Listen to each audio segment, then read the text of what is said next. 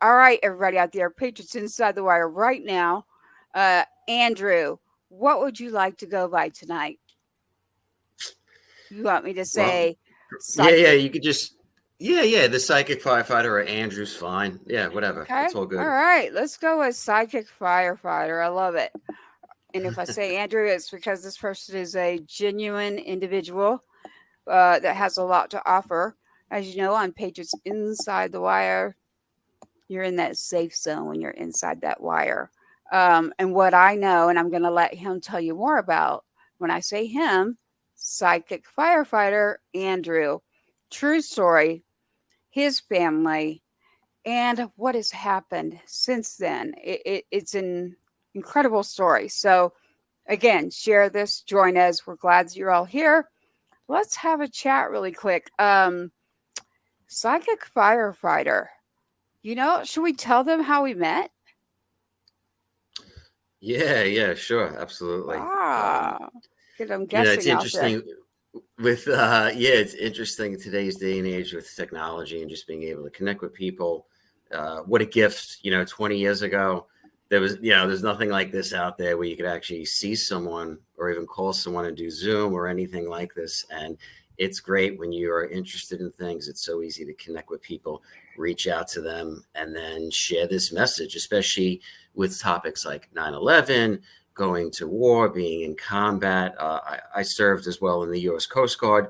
I was in the late 90s, pre 9/11. It was a different world back then. And Yeah. it's just something I knew I wanted to do. And then for me, my life really, really changed significantly after 9/11 because at the time, my dad was a firefighter at Ground Zero when the attack happened.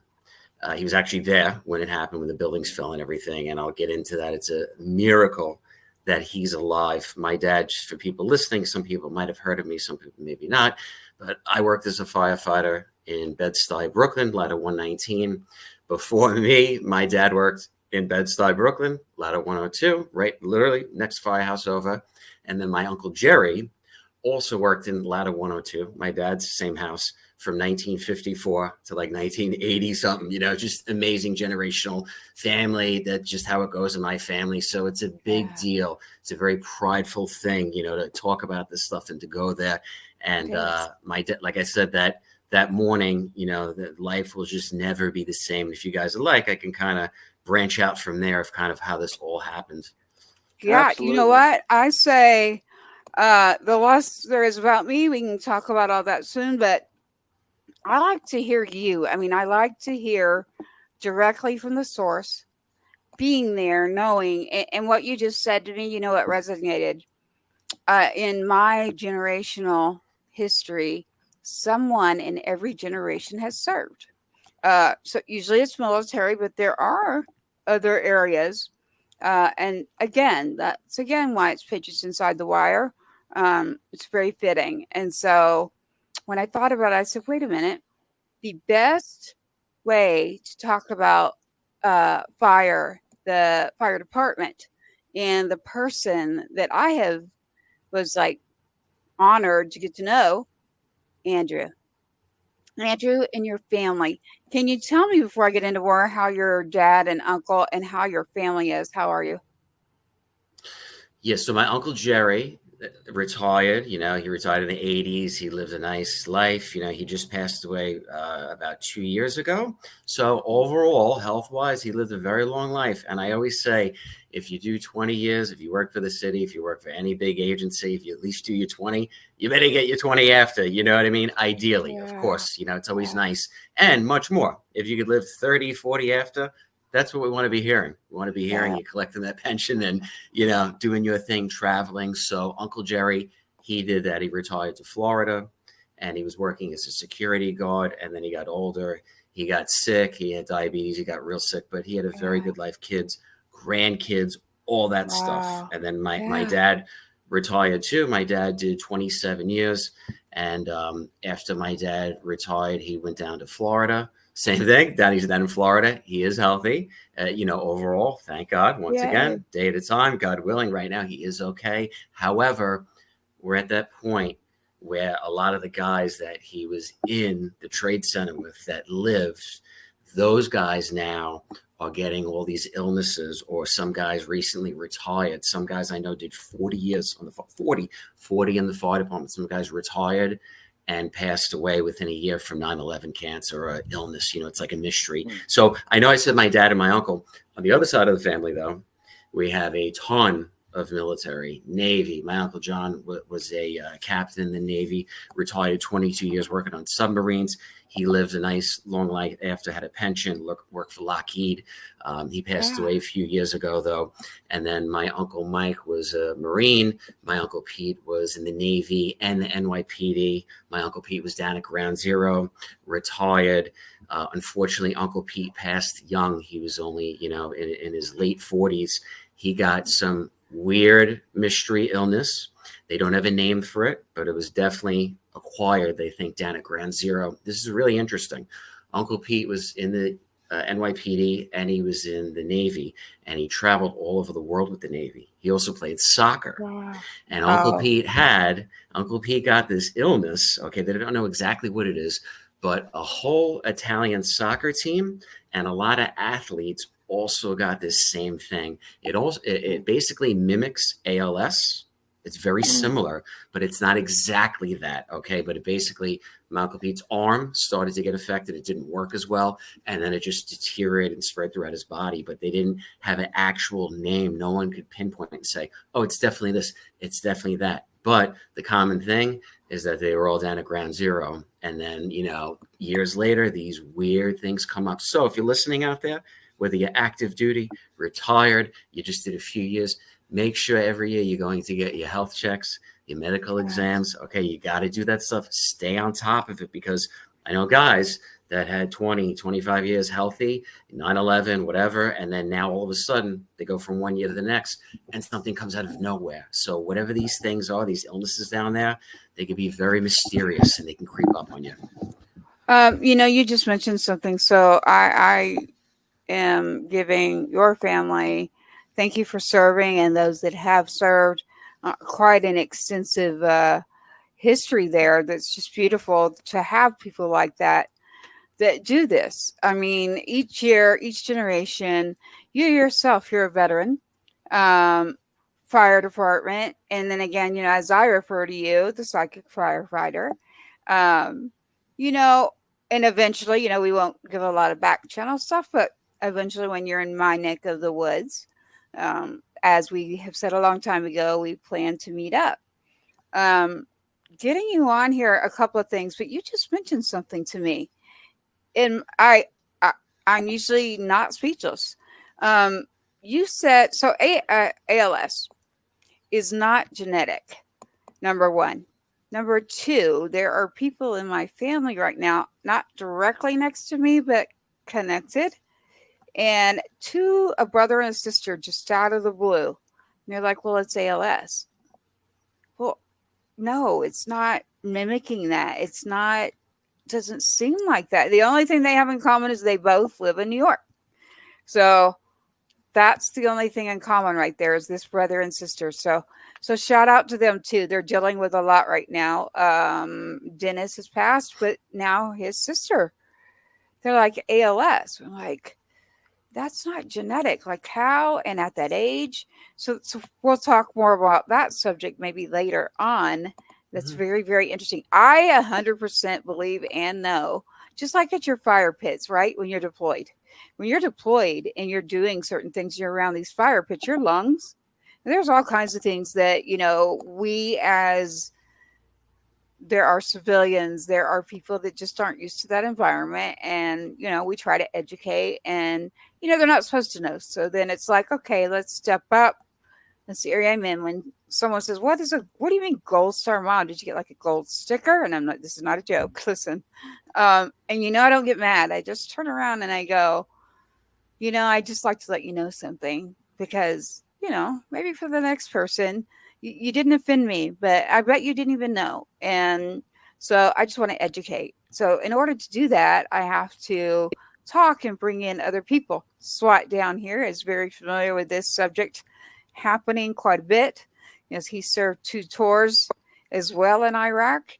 And so the fire department, and then you led a different journey. You were at ground zero. Can you just do a brief synopsis somehow of the feeling that I have talked to you that when you figured out this was going on, you knew it was your dad, correct? You knew they were Yeah, there, yeah. right? So when this happened at the time, 9/11, when that actually in that moment happened, just so people are listening, I was living way out east in an area Right. called the Hamptons. I'm sure people have heard of the Hamptons at some point. And I was working. I had just finished my active duty in the U.S. Coast Guard, and now I was I was living out in the Hamptons, and I was working as an electrician for a Coast Guard veteran. So did the Coast Guard, and then after work for a guy. Same thing. We just find each other. We stick with each other. You know how this stuff goes. So working Yeah. with a guy out there, and I go to get breakfast, and I hear on the radio what's going on at Ground Zero. I'm listening to Howard Stern, and I hear a building hit the World Trade Center, and I thought, this is a joke. He must be pulling a stunt because no way. This is impossible, right? Like, come on. And then I'm Yeah. like, okay, this is serious. So I'm like, I need to call my dad. And I just had this gut feeling. I didn't even know if he was working. I had no clue. I just had this feeling. I said, he's there. I just had this feeling he's there right now. I don't know. I didn't know he was even working that moment. I go, but I know he's there. I just knew it. I had like a feeling, a vision, a quick flash. And of course you want to believe he's okay. You don't know for sure until you make that call. And making that call, if you're listening out there and you have a loved one that's away, or they're active duty, or they're in a firehouse, or they're in a police station, you turn on the TV, you see some horrible incident in their response area, and you're like, you cringe. Oh my God, let me make sure they're okay. I'm sure they are, but I don't know. That's what I was feeling now for the first time in my life, like that. And I remember calling the firehouse, and a guy answered, and he's like, whatever firefighter. I didn't know who he was. And I said, oh, is my dad there, Richie? And he's like, no, they've been relocated to Manhattan. My dad worked in Brooklyn.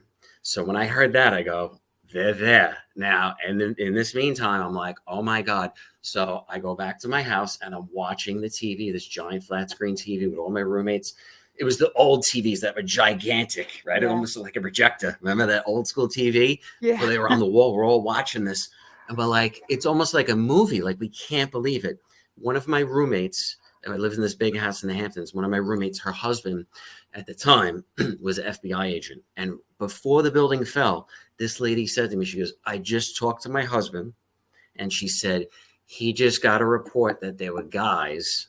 This is what I heard from this lady. She said, my husband got a report from the FBI or people he worked with that there were guys on these planes in New York, and they supposedly had these red bands around their heads, and they had machetes, and they were decapitating people.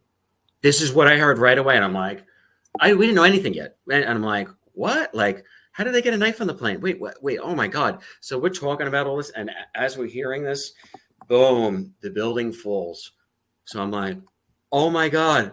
Oh my God. And I just kept telling myself, he's okay, he's okay, he's okay. I call my mom, call my brother. So from the time the building fell around 9:00, we didn't hear from my dad until about 5 hours later. So for 5 hours, we were like, pacing. Oh my God, the fire commissioner goes on TV, or someone, a spokesperson, saying, I just lost at least 300 people. And I'm like, oh my God. Now there's no cell phones.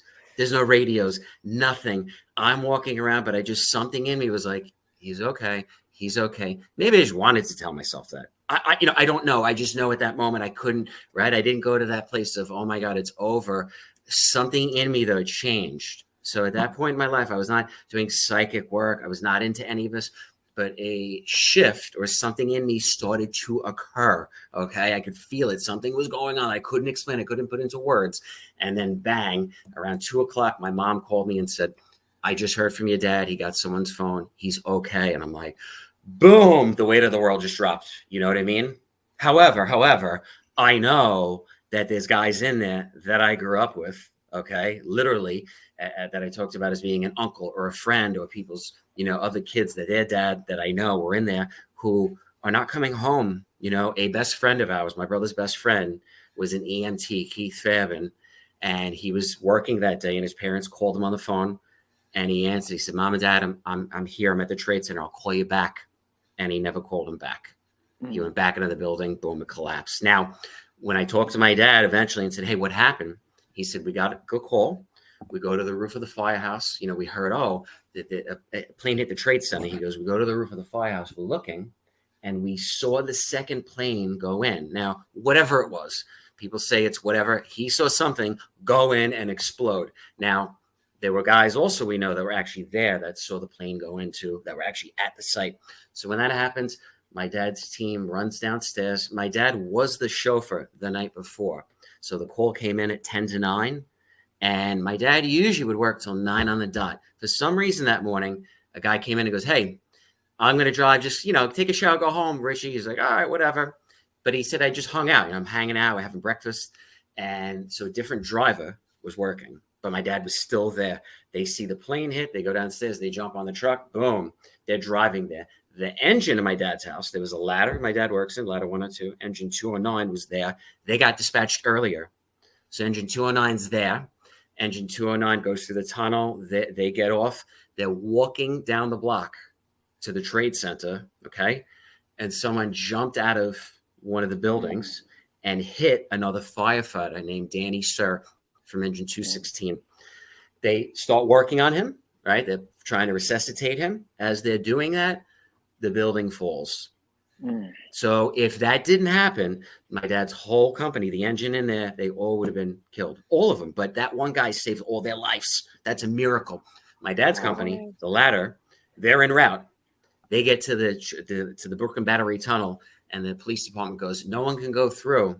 There's a bomb threat. And my dad said all the guys in the back are screaming at the chauffeur, drive through, go through the barricade, screw that, go, go, go. And he goes, I can't. It says on the computer to stay here. If I disobey the order, you can get fired. It's a real dangerous thing to disobey a direct order. And the police are there saying no one can go through. There's bomb threats in there. So the guy waited. And my dad said, he goes, if I was still driving that day, I would have went through the barricade. It would have went right through, of course.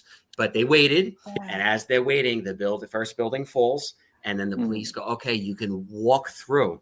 So they grab their gear. They're walking through. They walk 2 miles with all their stuff. They walk through, and he said it was like a world war going on. They didn't know what was going on, okay? And no communication, nothing going on there. All this madness happening. So my dad's company, in the area he worked in Bed-Stuy, Brooklyn, people can look this up. Every single house in that area that day, every single house in that area, every guy working died that day, except my dad's firehouse. For some reason, I don't know why. Was it an act of God? Was it an angelic thing? I have no idea. All I know is for some reason, they were all alive, and everyone, literally. So the survivor's guilt and all of that stuff never goes away. Never. I have endless stories I could tell you about guys I know, and oh my God, things they experienced and went through. It's unreal when you go through that kind of thing. So it was a miracle for them to get out of it. And for a couple of years, my life was just not the same. The grief and all that stuff and the PTSD, I can't even describe it. People wouldn't even understand. It doesn't make sense unless you go through it. Okay, you go through it. You guys know what I'm talking about. People listening, they just, they move on with their lives. Eventually they go on. But every year still, when that year comes up, when that time of year comes up, it's the weirdest feeling. You don't want to have a good face on. You don't want to be happy for anything. Doesn't matter if a birthday comes up. You just have a weird feeling in you. I can't describe it, but it was also a big driving factor for me. When I saw the planes hit, when I was watching on TV, the first thought that came to me was, oh my God, I wish I was in there. And people are like, that's crazy. I know guys that were like, I don't want anything to do with that after seeing that. And I go, I wish I was in there. I don't care what happens after. It is what it is. If I go, I go. If I stay, I stay. But I wish I was in there to help. You know what I mean? And I just was really driven at that point. And I took the fire department test right after, got 100 and 100, waited 5 years anyway, because everyone's got to wait. With 100 and 100, I waited 5 years, training and everything, waiting, counting my blessings. And then in 2006, I got on. The dream came true. And then that's when my journey started with this. Wow. That is a very, very, very personal, as one individual has mentioned here. Hello, Brent. We see you with us. Eye-opening story. Definitely. When you hear the human heartbeat of a story that was on a TV or is something, parts of, to hear the actual people that talk, it's definitely eye opening and it definitely goes to the heart. I agree. Thank you for that, Brent, and thank you for sharing too there, Andrew. Um, you made it, you did this, and generations were, the New York Fire Department. I mean, that in itself, like, look, listen to his voice, everybody. You can tell immediately, like, where he's from. Number one, so I knew immediately. I was like, oh yeah, you're from. I know exactly where you're from, and this is no one's gonna have that same story ever, literally.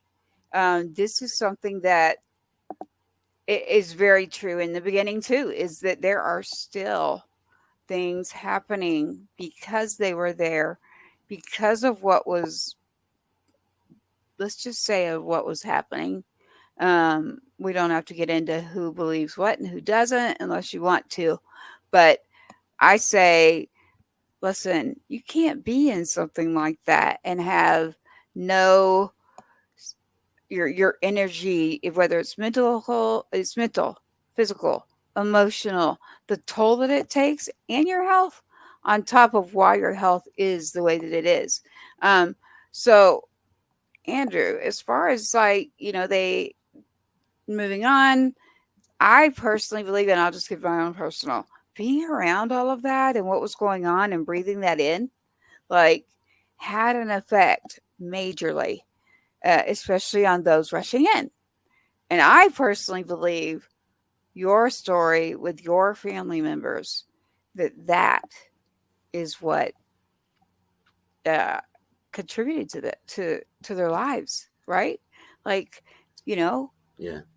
that's what I believe. No one has to believe what I believe, but I can tell you, I listen up there, and then I have my own in here, and you know what? And then I say, well, look, and if you don't believe me out there, that's fine. But when someone is served, they serve for your freedom of speech.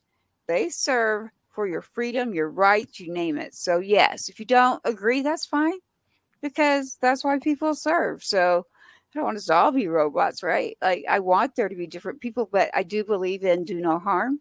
I do believe in kindness, and I do believe in treating people with that respect that you want back. So, and then getting to the what I call the heartstrings.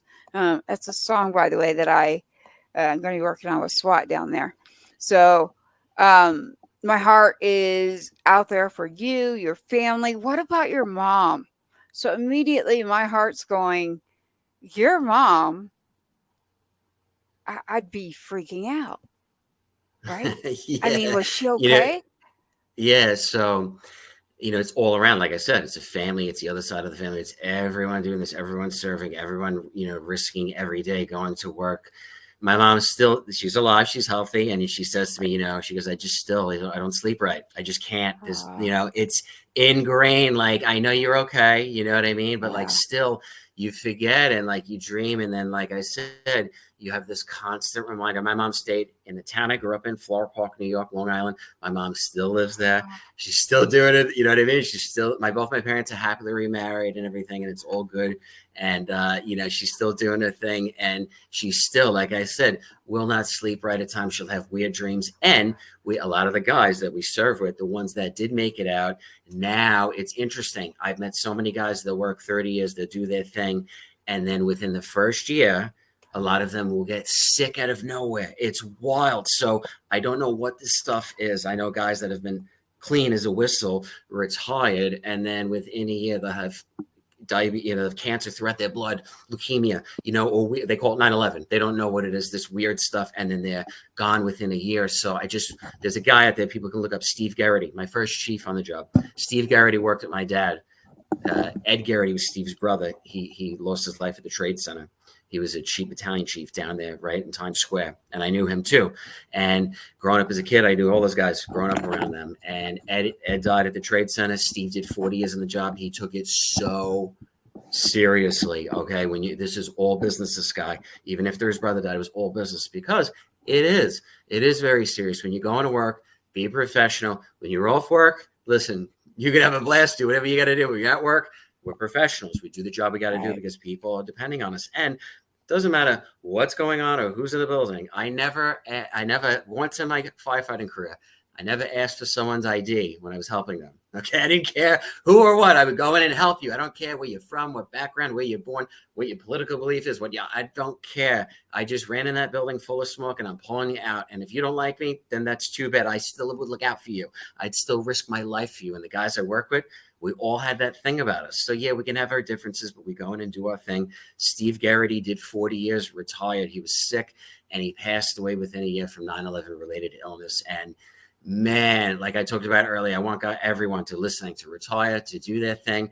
You never know what's going to happen in life. So reflecting and looking back, also try to enjoy the journey. Yes, it's all business, it's all this, it's all that, but also you want to enjoy your life. Okay. You know, we take things serious when they're serious, but when it's not serious, let loose, enjoy yourself, travel, go away, do the things you want to, because if you say, when I retire, I'm going here and I'm going to do this for 20 years, you have no idea what life's going to bring. So enjoy the ride along the way. They have that expression, smell the roses. That's one thing I learned in therapy over the years. Okay. Because I also, right after I got on the fire department, I graduated probie school.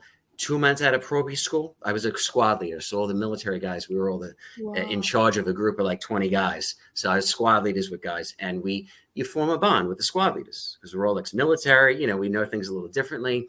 We graduate probie school literally 2 months after probie school. The guy that stood in front of me at probie school, who was a Marine, he goes to his first fire and dies. And it wasn't his fault. There was a store fire. They extinguished it. It's out. They're just sitting there. And there was a air conditioning unit on the roof, and the roof was unstable. The AC unit falls through. His name is Michael Riley, and his lieutenant was literally with him. They got sent into the basement by this AC unit. They were literally together. They were crushed together. They had crush syndrome. So as soon as they would let go and decompress them, we knew they were going to bleed out. So the fire department came and they sent a tube with a microphone down. They called his wife on the phone and they had him talking on the phone to his wife while he was crushed, knowing that when the crushing was out, he was going to lose his life. And the first thing he said to his wife on the phone is, "How's the probie? How's Mike? Where is he?" He didn't know what was going on, that he was crushed with him. Okay. And he was on the phone with his wife for a few hours. And finally, they brought the microphone back up, released, and him and Lieutenant Howie Karpluk lost their life. I had 2 months on the job. So I got an introduction to what the FDNY is all about. 98% of the job is amazing. Everything's, oh my God, it's the best thing ever. It's just that little percentage of when things don't go the way you want to, and then you got to deal with that side of it. And it does happen. It's usually all good. Usually everything's great and amazing, but every once in a while, something messed up happened to someone you love, someone you know, someone you went to probie school with. And then a couple of years later in my career, about 10 years into it, I unfortunately lost one of my lieutenants, which this is how this gets into all this psychic stuff. So if you want me to share all about that, how this really exploded. Of course. Absolutely. Most Okay, definitely. so people are wondering we've got several veterans, Gold Star families. We've got civilians. Yes, they definitely want you to. That's for sure. So, but I always this is say the goods. What you want. Like, share what you want. I am not censored. We can do what we want on here. Well, you know what I mean. We're all free. So I have a lieutenant lose his life. Horrendous. Once again, now I'm dealing with it at work. You know what I mean? Like I'm like, oh my God, like this is great. You know, the PTSD, the guys, everything was great. Everyone was there for each other, but all that stuff after the anniversaries, all that weird stuff. Now, in the meantime, me and my grandmother were rock solid, very tight as a kid growing up. My best friend. We used to sit and watch that show on TV, Unsolved Mysteries.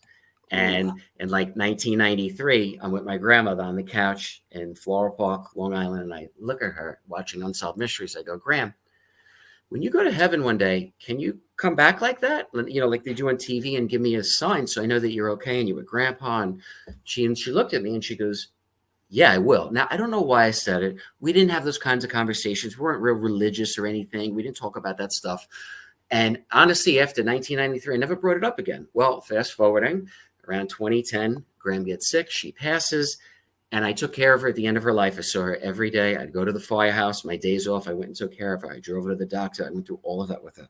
Okay. And I don't regret any of it. I had to go. I had to do it for whatever reason. She had to be there and experience that. When she transitioned, though, I go, I need to know she's okay. I'm not thinking about the psychic thing, though. I'm not at all. So I went to a doctor. I went to a therapist. I went to counseling. I went to friends, family, a priest, everyone. And the priest said to me, I said, Father, where's Graham? How do I know she's okay? He goes, well, she's okay. I said, how do we know? He goes, in the Bible, it says blah, blah, blah, blah. I go, no, I get that. I go, but how do we really know? Like, how do we know for sure? He goes, we just have to have faith. I go, no offense, Father. I go, that's not enough. I go, this is my grandmother.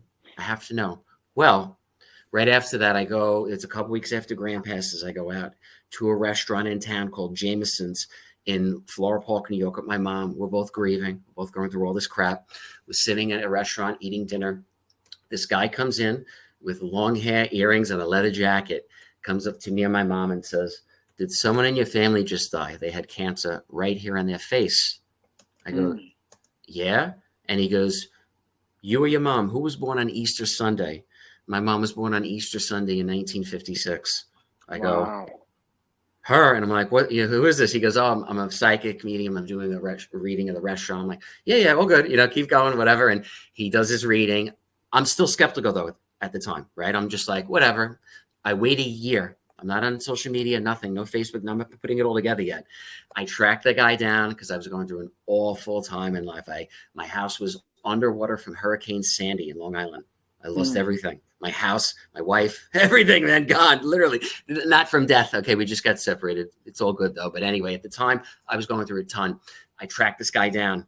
I get a reading, and at the end of the reading, he brought up all different things from the first time I saw him. At the end of the reading, he looks at me. He goes, you have the gift.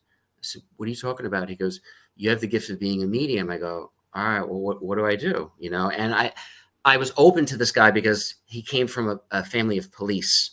Okay, his dad was a retired detective, big time. And I go, all right, well, let me check this out. Show me. So I go back the next week. And I found out later, basically one of my grandmothers, I would consider her, she worked with his mother. It turned out to be. So it was like a lot of connections, So I go back a week later. I sit down with this guy in his studio with about 20 people I didn't know. I'd never seen anyone before.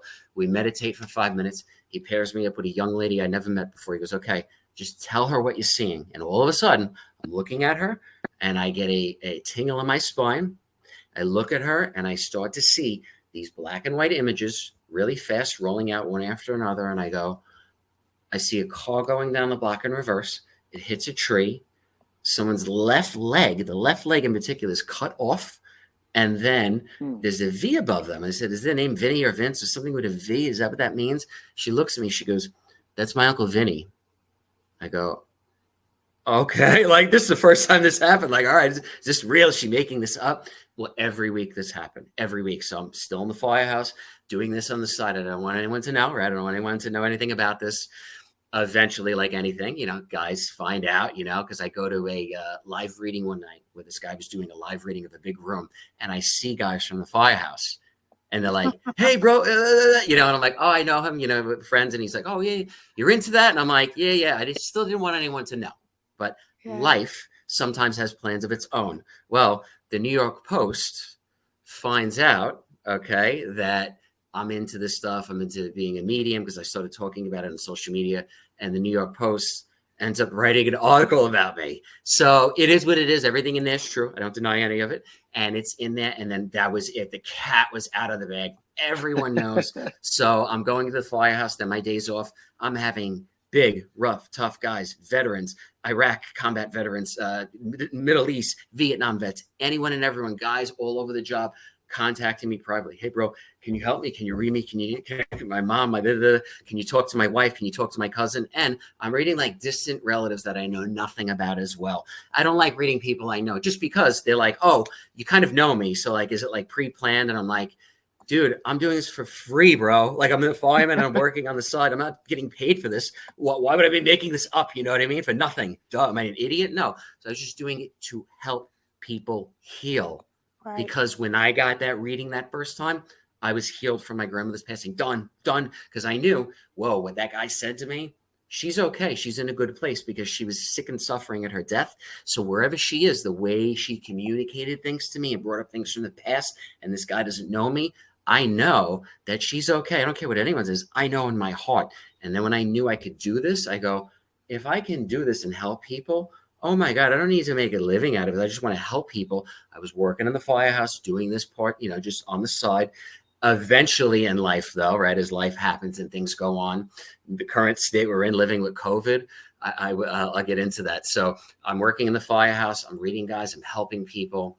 I also, as well, people look me up, I've also had thousands of documented film, documented, studied, analyzed UFO sightings. So that's just something I've seen too as well. That's very interesting, that I've had professionally analyzed. I've been studied by a doctor at Stanford University. There's a ton to this. People can look this up. There's a ton into this. But basically, there was a connection. There's a connection, I believe, with our loved ones that when they transition and these lights in the sky. Why? After my grandmother died, I went outside with her and I go, Graham, if you're here, if you could hear me, show me a sign. Give me something. I need to see something. And all of a sudden, bang, a ball of light appeared, and it was pink, and it glided across the sky. Wow. It glided across, and I go, oh my God, that is great. Like, what's pink? Nothing on a plane is pink. And I've seen this ball of light and filmed it and recorded it now, for, I don't know, over a decade, right? It's just wild, the things I've seen. And the people I've met along this journey have validated these things too, that there's some sort of connection. So the guys in the firehouse knows, everyone knows, the cat's out of the bag. People are like, what do the guys think? I'm like, they loved it. They used to strap like, alien dolls or like psychic things or UFOs to my locker. But that's the firehouse. When they love you, they break your chops. If they don't break your chops, there's something wrong. So they were just like, that's you. That's Raz. My nickname is Raz because Andrew Razowitz. They were just like, that's Raz. He's a freak. He's a weirdo. But all that matters, how are you at a fire? If you're good at a fire, you could be the biggest freak in the world. No one cares. The crazier and the wilder, actually, the usually better they are at a fire because you're more of a risk taker. But you learn as time goes on too. You assess risk versus reward and all that. That comes with time. But guys love that. They like someone that's really out there. So I just didn't hide it. I was like, whatever. Once they knew, it is what it is. And the FDNY themselves officially on record, when I knew that the New York Post was going to write an article about me, their writer contacted me and I said, I don't want an article. Don't do this. I don't want any publicity. I don't know if you're going to write anything weird. I called the FDNY all the way to the press desk. The head of the press desk said to me, we have no problem with what you're doing or you're saying. What you're doing is helping people. In fact, we need more guys like you to talk about good, positive, spiritual things. There's nothing mean or negative. You're helping guys heal and families on your day off for free. No one does nothing for free, man. That's very special. So I always say, no, man, the job was great. They supported me, man. It's just not enough people come forward and talk about this stuff that it's like so weird and taboo. And like now though, with this current space we're living in with social media, oh my God, this is the hot topic. Everyone wants to talk about this. Well, so I have a question for you, Andrew. Just listen to your story. Yep. It's absolutely amazing. But just looking back, just kind of listen to everything. You said something earlier when 9/11 happened. You said you kind of had that internal feeling. You kind of knew automatically that even though, of course, that's one of the most traumatic, times of anybody's life, not just in New York, but of course around the world. But you kind of instinctively knew immediately that your father was okay. So that being said, do you think now looking back that was one of the moments when you did have the gift? You know what I'm saying? You see what I'm trying to get at? Yeah, 100%. So I talk to guys after Ground Zero. Over the years, even still to this day, they'll call me. After that event happened, still, I've been in firehouses and seen this, and I talk to guys who are not into this that told me this. They said they literally saw the physical form and apparition of guys that died that day. Some guys would stay in the TV room. Sometimes their form would stay in a bunk room where the beds are. Sometimes they just run them to a locker room. Guys that have died at work or active duty, you will see at times, literally, I've heard this story now all over the world with social media. People have quoted it, but I'm saying I've literally seen it. So going back, I've heard stories about guys at fires. Wow, I saw a vision. I heard something.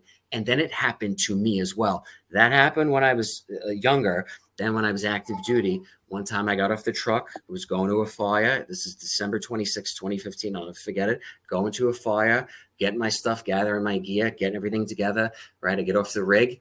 I could see like a purplish mist come in. This only happened once. And I look at it, it's like time froze. It stopped. And I saw an outline of what looked like a body. And I heard my grandmother's voice, and she was passed away already. She goes, Andrew, don't go in there. And I looked at the apparition, the outline, and I could, this is what made it really specific though. I smelt her 1980s Bill Blass vanilla scent perfume. And that's specific. That's like a real grandma smell. You know what I mean? Right. I go, That's why I'm and smiling. that's what she wore. I go, literally took an inhale, time froze, and then boom, we were back at it. I'm like, so I grab my stuff, go to the front of the building, and the chief comes over. He goes, 119, ladder 119, you're going in the top floor. And I look to the guy next to me who's a probie. He had the orange pumpkin patch on. I look at him and I go, hold on a second. The guys are with me. I go, hold on. They're like, what? And I'm like, you can't disobey a direct order. Once again, you can get fired for that, bro. That's a big deal. So I go, just wait. 30 to 40 seconds later, we're looking at the top floor. Fire blows out of every window. Oh, wow. We would have been killed instantly. So after the guys are like, how did you know that? Like, what was up? I didn't get into the whole Graham thing at that minute. I just go, if your soul ever talks to you, you have a gut feeling really strong, listen to it. Because if I didn't do that, I would have ran right in like I normally would have. But I had 10 years on the job. Times are different. And like I said, that never happened before. So now when I hear stories from guys of similar things in combat or working at a firehouse or a police station, oh, yeah, it's real. You better believe it. There's some force, whether it's angels, family, something, aliens, I don't know, something out there that I feel kind of looks out for us, kind of guides us. And then if we have the eyes or ears to see this or pay attention, yes, you can see it. It's just the ego and all these things we deal with says, that's nonsense. That's bullshit, bro. Don't talk about that. You know what I mean? The guy thing. But no. Guys have had this. Some of the biggest, roughest, toughest guys have come to me with similar things. Wow. That's amazing.